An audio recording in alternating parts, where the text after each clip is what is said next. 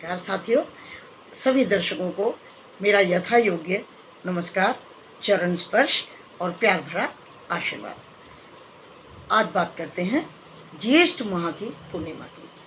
ज्येष्ठ माह की पूर्णिमा बहुत ही अधिक महत्वपूर्ण है और इस दिन स्त्रियां अपने पति की दीर्घायु की कामना करती हैं, क्योंकि इसी दिन सावित्री ने अपने पति के प्राणों को यमराज से वापस लिया था और दीर्घायु होने का आशीर्वाद भी प्राप्त किया था।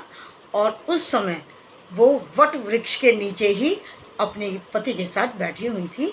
इसीलिए ये मान्यता है कि आज के दिन व्रत करने से और वट वृक्ष की पूजा करने से पति को दीर्घायु प्राप्त होगी। इसीलिए इस व्रत को वट पूर्णिमा भी कहा जाता है और वट सावित्री पूर्णिमा व्रत भी इसी को कहा जाता है। तो साथियों, बात करते हैं सावित्री और सत्यवान के बारे में। सावित्री राज ऋषि अश्वपति की इकलौती संतान थी। उन्होंने अपने जीवन साथी के रूप में वनवासी राजा द्युम्नसेन के पुत्र सत्यवान को चुना था। नारद जी ने बता दिया था कि सत्यवान की बहुत ही छोटी उम्र है, वो अल्पायु है, लेकिन सावित्री ने अपने विचार को नहीं बदला और उन्होंने उससे विवाह किया और सारे राज सुख छोड़ करके वो वनों में रहने लगी सत्यवान जी के साथ। तो शीघ्र ही वो समय भी आ गया, क्योंकि अल्पायु थे वो और यमराज उनके प्राणों को लेने के लिए आ गए।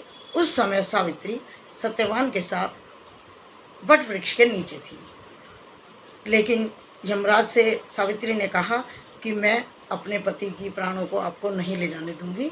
और उस समय सावित्री एक दिन पहले से ही पूर्णिमा व्रत को किए हुई थी, वो व्रत में ही थी। तो जैसे यमराज उनके प्राणों को ले जा रहे थे, आपने कथा सुनी हुई है, आप जानते हैं कि सावित्री भी पीछे पीछे चलती रही। बार बार उनको यमराज लौट जाने के लिए कहते रहे, लेकिन वो लौटी नहीं। उन्होंने कहा मैं अपने पति के प्राण लिए बिना बिल्कुल नहीं लौटूंगी। जब उनकी जिद इतनी अधिक हो गई कि यमराज भी एक तरह से मजबूर हो गए, विवश हो गए उसकी बात को सुनने के लिए। तो सावित्री क्योंकि व्रत किए हुए थे पूर्णिमासी का, तो उन्होंने कहा कि अच्छा, अगर तुम वापस नहीं लौटती हो तो कोई भी 3 वरदान तुम मुझसे ले लो और 3 वरदान प्राप्त करके तुम चली जाओ।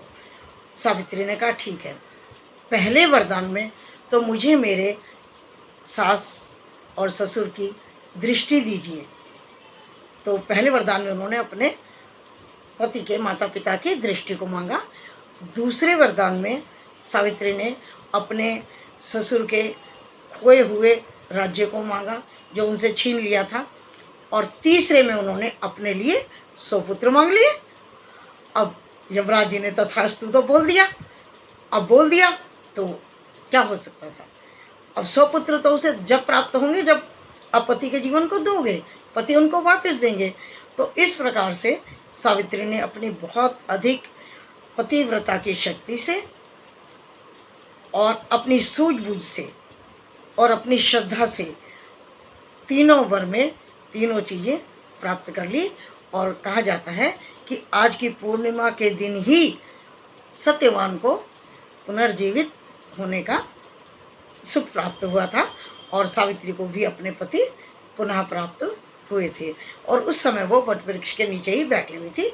इसी दिन से ये प्रथा आरंभ हो गई और इसे वट पूर्णिमा भी कहा जाने लगा और सावित्री वट व्रत के नाम से भी आज का दिन माना जाता है। तो साथियों, इस आशा के साथ कि सभी को सुहागिन होने का अवसर मिले और सभी के पति दीर्घायु हो और उनका वैवाहिक जीवन सुखी चले, इस कामना के साथ मैं आपसे विदा लेती हूँ। फिर मिलती हूँ दूसरी वीडियो में जल्दी ही। नमस्कार और वीडियो देखने के लिए बहुत बहुत धन्यवाद। और आपको यदि मेरी ये चीज़ें पसंद आती हों, मेरी कही हुई बातें पसंद आती हो, तो आप इस चैनल को सब्सक्राइब, लाइक और शेयर कीजिएगा। धन्यवाद।